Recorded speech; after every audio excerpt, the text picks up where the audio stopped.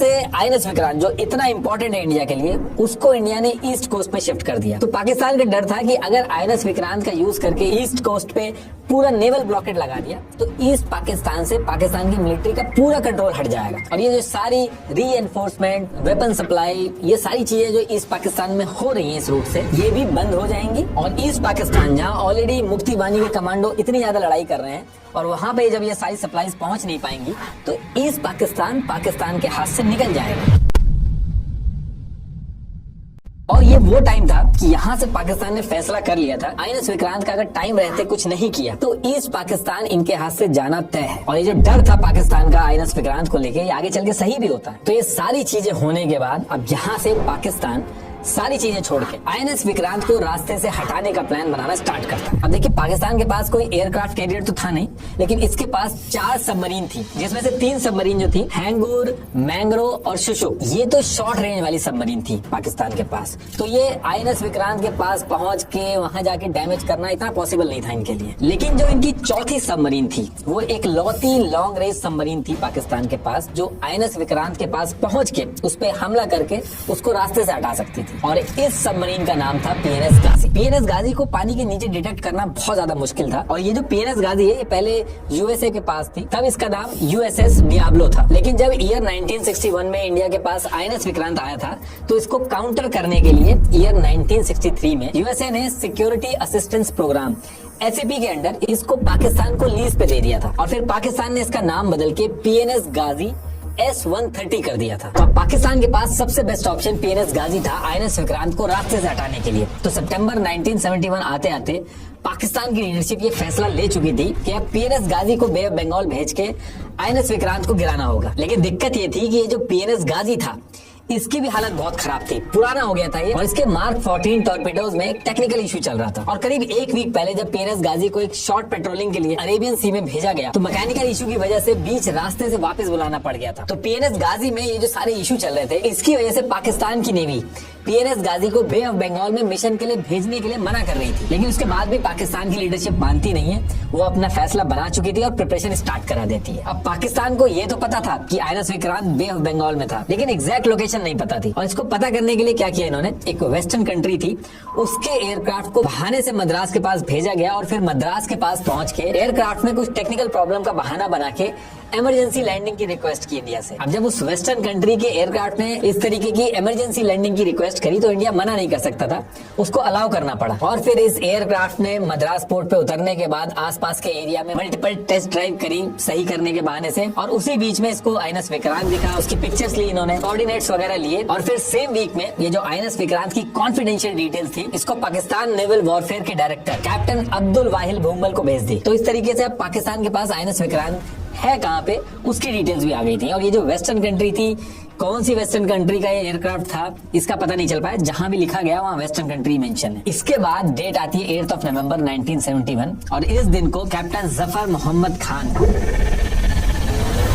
जो कि 1965 की वॉर में पीएनएस गाजी का टॉर्पेडो ऑफिसर भी था, इस मिशन के लिए इसको सिलेक्ट कर लिया जाता है, पीएनएस गाजी का कमांडिंग ऑफिसर बना दिया जाता है। और फिर बेसिक डिटेल्स जो थी आईएनएस विक्रांत की वो इसको दे दी जाती है। और फिर एक वीक बाद 14 नवंबर 1971 की डेट फिक्स कर दी जाती है कि इस दिन पीएनएस गाजी अपने मिशन पे जाएगा। और फिर सारी प्रिपरेशन के बाद डेट आती है 14 नवंबर 1971।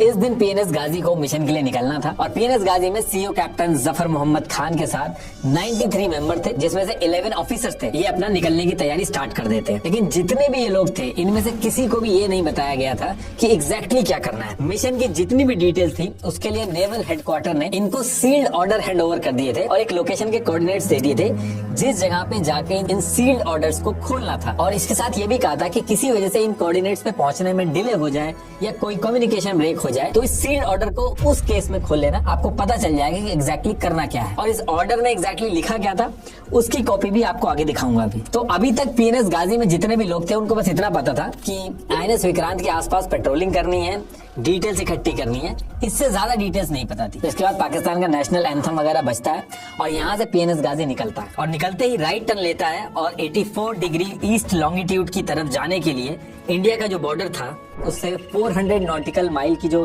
डिस्टेंस थी वो मेंटेन करता है और 20 नॉट्स पर आवर की स्पीड से चलना स्टार्ट कर देता है ताकि इंडियन सर्वेलांस इसको डिटेक्ट ना कर पाए। पीएनएस गाजी में जितने लोग बैठे थे इनको बिल्कुल आइडिया नहीं था कि आगे क्या होने वाला है। ये एग्जैक्ट रूट था और 2 दिन बाद 16 नवंबर 1971 को ये यहाँ तक पहुंच जाते हैं। ये लोग day by day INS Vikrant की लोकेशन की तरफ बढ़ते हैं। अब जब गाजी इस रूट पे इधर निकलता है तो Indian navy already Karachi, Lahore, Rawalpindi और इधर ढाका के जितने कम्युनिकेशन सिग्नल थे उनको ट्रैक कर रहा था। और उस टाइम पे इंडियन नेवी के पास हाईटेक कंप्यूटर्स नहीं थे, लेकिन एक स्मार्ट रेडियो डायरेक्शन फाइंडर था।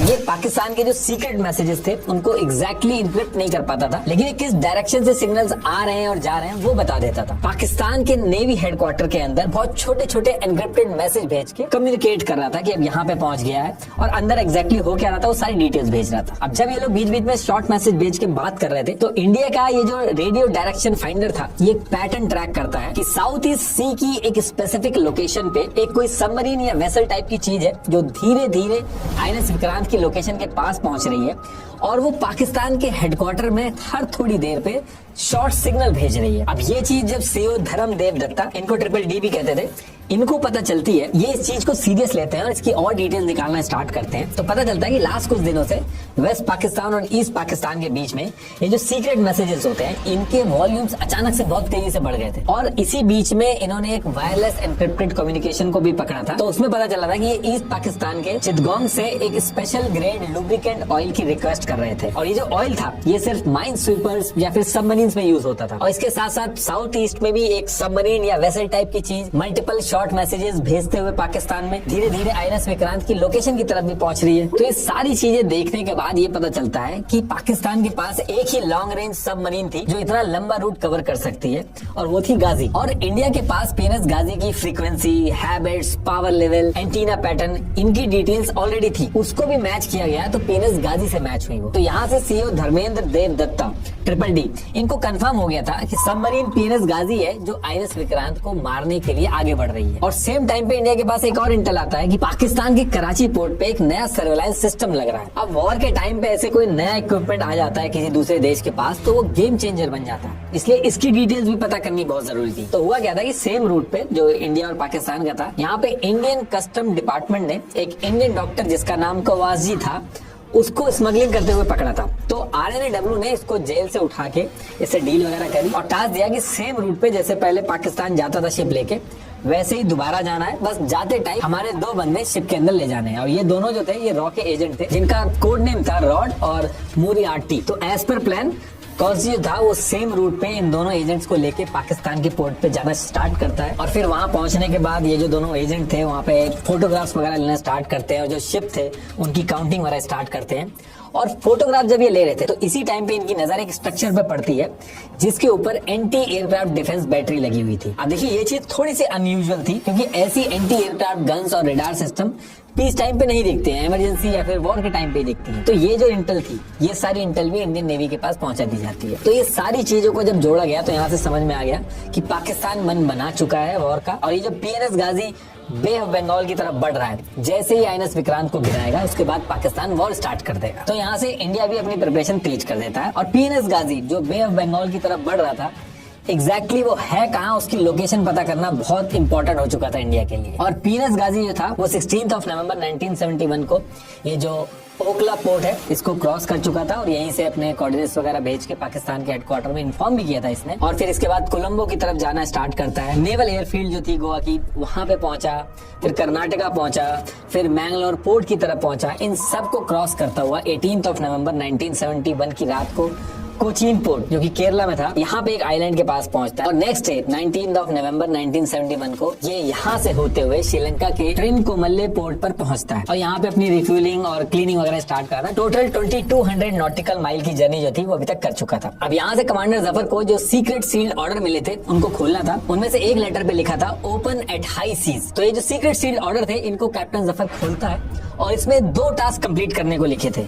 एक लिखा था go to Madras and sink INS Vikrant, और दूसरा टास्क ये था कि इन केस आईएनएस विक्रांत को सिंक ना किया जा सके तो विशाखापट्टनम पोर्ट के आसपास पहुंच के माइंस बिछानी है। तो ये दूसरा टास्क लिखा हुआ था, ये जो इंडिया ऑपरेशन एक्स के थ्रू पाकिस्तान के शिप्स उड़ा रहा था, उसका बदला लेने के लिए दूसरा टास्क सेट किया गया था। इसीलिए उन सीक्रेट ऑर्डर्स में लिखा गया था कि किसी वजह से अगर पहला टास्क पूरा ना हो पाए तो हर हाल में विशाखापट्टनम पोर्ट के पास माइंस जरूर लगानी है। तो यहाँ से पीएनएस गाजी की जो टीम थी और कमांडर जफर था, उसको एग्जैक्ट आइडिया लगा था कि इनको यहाँ पे आईएनएस विक्रांत को गिराने के लिए भेजा गया है। तो कमांडर जफर अपने टास्क को पूरा करने के लिए धीरे धीरे करके आईएनएस विक्रांत की तरफ बढ़ना स्टार्ट करता है। और वहीं दूसरी तरफ जो इंडियन इंटेलिजेंस थी, इनको पता चल चुका था कि PNS Ghazi Bay of Bengal तक पहुंच चुका है। और वो इसलिए पता चल चुका था क्योंकि पीएनएस गाजी इस पूरे रास्ते में शॉर्ट मैसेजेस, जिसको शॉर्ट HF बर्स्ट भी कहते हैं, इसके थ्रू पाकिस्तान हेडक्वार्टर से बीच बीच में अपना ट्रांसमिशन ओपन करके बात कर रहा था। तो इन शॉर्ट मैसेजेस को पकड़ने में तो इंडिया के लिए दिक्कत हो रही थी। तो इंडिया क्या कर रहा था उस समय